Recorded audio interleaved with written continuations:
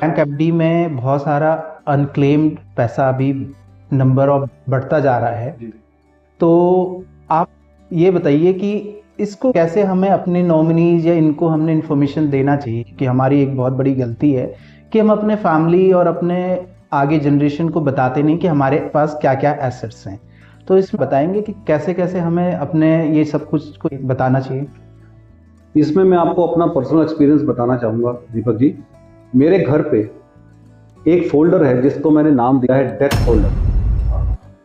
यानी मेरी फैमिली को कभी ये परेशानी नहीं आएगी कि मैंने अपना पैसा किस बैंक में या किस दूसरे टूल में इन्वेस्ट किया हुआ है, क्योंकि मैं आदतन अपनी हर इन्वेस्टमेंट को 1 अप्रैल को अपडेट करके एक एक्सेल शीट में डाल के और उसके सारे रेलेवेंट डॉक्यूमेंट जो होते हैं उसका एक प्रिंट लेके अपने घर पे एक अपने डेथ फोल्डर के नाम से फोल्डर में डाल के रखता हूँ, ताकि अगर खुदा ना खास्ता मुझे कुछ हो जाए तो मेरी फैमिली को मेरे उस पैसे के लिए जो मैंने बहुत मेहनत से कमाया, इन्वेस्ट किया, बढ़ाया, उसको भी प्राप्त करने के लिए उनको कोई स्ट्रगल ना करनी पड़े। तो आपने जो क्वेश्चन पूछा सर, ये बहुत आपने अच्छी बात कही कि हिंदुस्तान के अंदर बहुत सारा पैसा जो है बैंक में एफडी के तौर पे भी और इवन एलआईसी की पॉलिसीज में भी बहुत सारी ऐसी अमाउंट है जो अनक्लेम्ड मनी जो है वो रखी हुई है। वो बहुत अनफॉर्चुनेट बात है।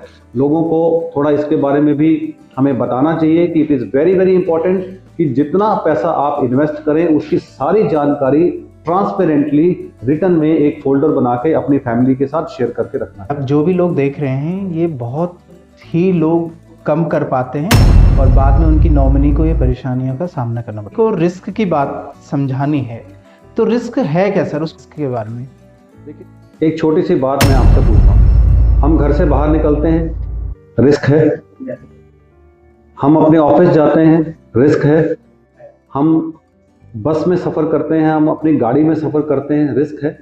रिस्क हमारी ज़िंदगी का एक बिल्कुल ऐसा पार्ट है जिससे हम लोग छूते नहीं रह सकते। We are all a part of taking risk every day in our life. जब इन्वेस्टमेंट की बात आती है तो हम रिस्क को एक डिफरेंट तरीके से समझाने और समझने की कोशिश करते हैं। आप अपना पैसा ऐसे किसी इंस्ट्रूमेंट में या ऐसे किसी इन्वेस्टमेंट में नहीं डालना चाहोगे जहां आपके कैपिटल को कोई नुकसान हो। तो अगर आप अपने कैपिटल को बचा के अपने पैसे को बढ़ाना चाहते हो तो उसको हम रिस्क की कैटेगरी में ऐसे देखते हैं कि मैं अपना पैसा नहीं गंवाना चाहता, मुझे चाहे मेरे पैसे पे थोड़ा रिटर्न कम मिल जाए। तो ये जो रिस्क है हमारी ज़िंदगी से ऑलरेडी जुड़ा हुआ है।